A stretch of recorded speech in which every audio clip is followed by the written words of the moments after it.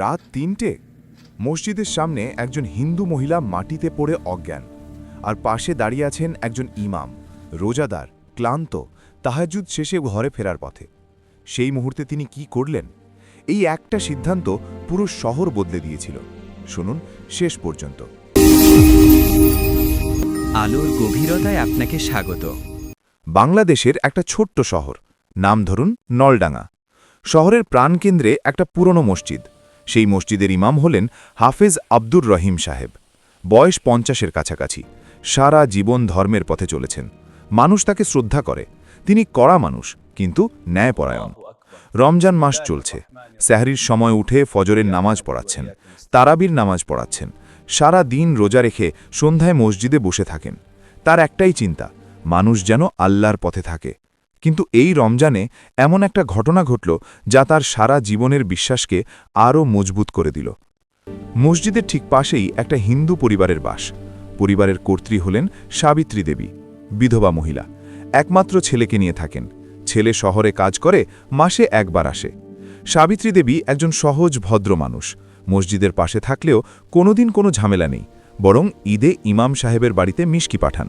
ইমাম সাহেবও পূজার সময় তাকে সালাম দিয়ে যান। কিন্তু দুজনের মধ্যে কখনো গভীর কথা হয়নি। দূরত্বটা ছিল অদৃশ্য, কিন্তু সত্যিকারের।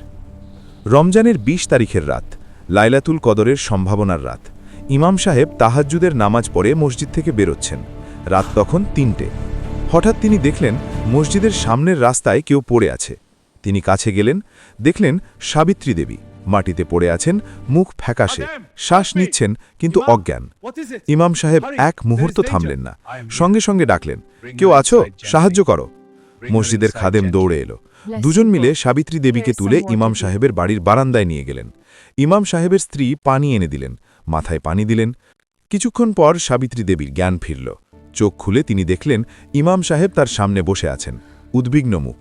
সাবিত্রী দেবী কাঁদতে লাগলেন। ইমাম সাহেব বললেন, কাঁদবেন না, আপনি এখন নিরাপদ। কি হয়েছিল বলুন? সাবিত্রী দেবী কাঁপা গলায় বললেন, ৩ দিন ধরে জ্বর, ওষুধ নেই, টাকা নেই। ছেলেকে ফোন করেছিলাম, ফোন বন্ধ। রাতে একটু পানি আনতে বেরিয়েছিলাম, হঠাৎ মাথা ঘুরে পড়ে গেছি। ইমাম সাহেব সঙ্গে সঙ্গে উঠলেন, বললেন, ডাক্তার লাগবে। খাদেম বলল, হুজুর, রাত ৩টে, এখন কোথায় পাবেন?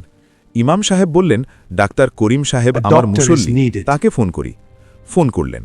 Dr. Karim is one of my congregants. I will call him. Doctor সাহেব রমজানের রাতে তাহাজ্জুদ পড়ছিলেন। ফোন ধরলেন। ঘটনা শুনে ১৫ মিনিটে চলে এলেন। ডাক্তার দেখলেন রক্তচাপ কমে গেছে, দুর্বলতা চরমে। ওষুধ দিলেন। সাবিত্রী দেবী আস্তে আস্তে সুস্থ হলেন। ভোর হওয়ার আগে ইমাম সাহেবের স্ত্রী সেহলির খাবার রান্না করলেন।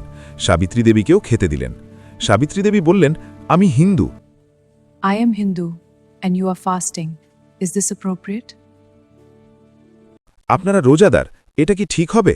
ইমাম সাহেব হাসলেন, বললেন, আল্লাহ বলেছেন, Allah has said, serving humanity is the greatest worship.